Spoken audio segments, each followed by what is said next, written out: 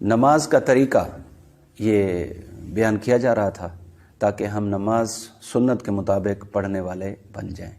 ایک آدمی کو تفصیلی مسائل کا پتہ نہ ہو، لیکن اس طریقے سے اگر وہ نماز پڑھے گا تو اس کو تمام جو ہے وہ فرائض کا، واجبات کا، سنتوں کا، مستحبات کا اجر ملے گا۔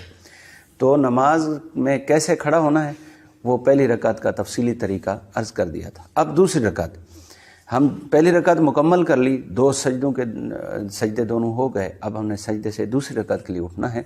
تو بہتر یہ ہے، سنت طریقہ یہ ہے کہ ہاتھوں کو ٹیک کر اٹھنا یہ مناسب نہیں ہے۔ اگر ضعف اور کمزوری یا کوئی عذر ہے تو وہ علیحدہ بات ہے، ورنہ ہاتھوں کو سجدے سے پہلے اٹھانا، پھر اپنے گھٹنوں کو اٹھانا، پھر اس کے بعد جو ہے پاؤں پر کھڑا ہو جانا، یہ طریقہ ہے دوسری رکعت کے لیے اٹھنے کا۔ اور نگاہ ہم سجدے کی جگہ پر رکھیں گے۔ دوسری رکعت میں بھی ایسا ہی ہوگا، سورۃ فاتحہ پڑھ کے، سورت پڑھ کے، یا امام صاحب کے پیچھے ہیں، امام پڑھا رہا ہے تو وہ بھی اسی طریقے سے نماز خشوع خضوع کے ساتھ پڑھائے گا۔ اور دوسری رکعت کا رکوع کریں گے، رکوع کا طریقہ بالکل سیدھی، سر، کمر اور سرین بالکل یہ لیول ان کا برابر ہونا چاہیے۔ یہ سنت طریقہ، نہ زیادہ سر جھکا ہوا ہو، نہ سر اٹھا ہوا ہو، نہ کمر اٹھی ہو اس طریقے سے، تو یہ خوبصورت انداز کا رکوع ہے۔ اور رکوع میں اپنی نظر اپنے پاؤں پہ رکھنی ہے، انگوٹھوں پہ رکھنی ہے، کہ سب سے پہلے جب روح نکلے گی تو یہاں سے شروع ہوتی ہے، نماز بھی ادا ہوتی رہے، اپنی موت بھی یاد رہے، اللہ جل شانہ کی طرف دھیان بھی رہے۔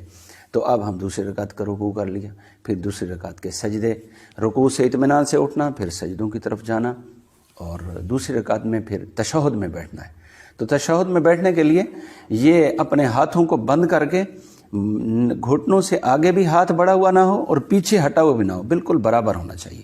یہ اس طریقے سے بیٹھنا ہے، اور دایاں پاؤں اس کو کھڑا کر دینا ہے اور بائیں پاؤں کے اوپر بیٹھنا ہے۔ یہ طریقہ ہے تشہد میں بیٹھنے کا، اور پھر تشہد پڑھنا ہے۔ اشہد اللہ، اللہ کے اوپر اللہ الہ الا اللہ، اس میں اللہ پہ اٹھانی انگلی اور الا اللہ پر گرانی۔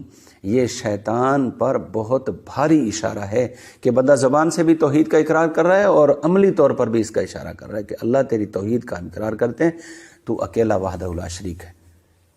تو بعض لوگ اس میں سستی کرتے ہیں اور یہ سنت ہم سے رہ جاتی ہے، اور ہم اس سنت کے مطابق تشہد میں انگلی اٹھا کے پھر عبدہ و رسولہ، پھر اس کے بعد اگر 2 رکعت والی نماز ہے تو درود شریف مکمل پڑھنا، اور پھر دعائیں جو منقول ہیں حدیث مبارکہ میں، زیادہ تر لوگ رب اجعلنی مقیم الصلاۃ یہ پوری پڑھتے ہیں۔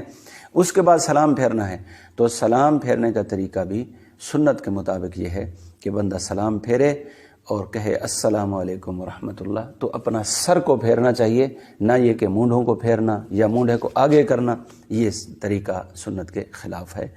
اور اتنا سلام کا میں سر پھیرنا چاہیے کہ پیچھے والے کو یہ سر کا یہ حصہ اور سر کا حصہ نظر آئے، اس انداز سے پھیرنا چاہیے۔ اور نیت کیا کرنی چاہیے؟ امام صاحب کے بالکل سیدھ میں بیٹھے ہوئے ہیں تو پھر نیت کر لیں، امام صاحب پر بھی سلامتی والی دعا کی نیت کر لیں، اور دائیں طرف والے مقتدیوں کی بھی اور فرشتوں کی بھی نیت کر لیں، امام صاحب، فرشتے اور مقتدی۔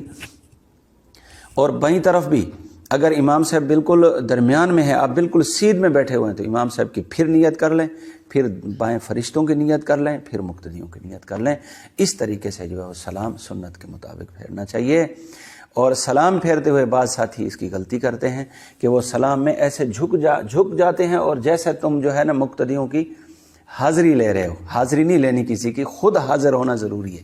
نماز کے اندر اپنا دل بھی حاضر ہو اور ظاہری اعضاء بھی حاضر ہوں، تو اس طریقے سے کسی کی حاضری لینے کی ضرورت نہیں ہے۔ تو سلام پھیرنا سنت کے مطابق، ایسے جھک کر ادھر دیکھنا ادھر دیکھنا یہ سنت کے خلاف ہے۔ تو اس طریقے سے ہم سلام پھیریں گے، نماز ہماری مکمل ہو جائے گی۔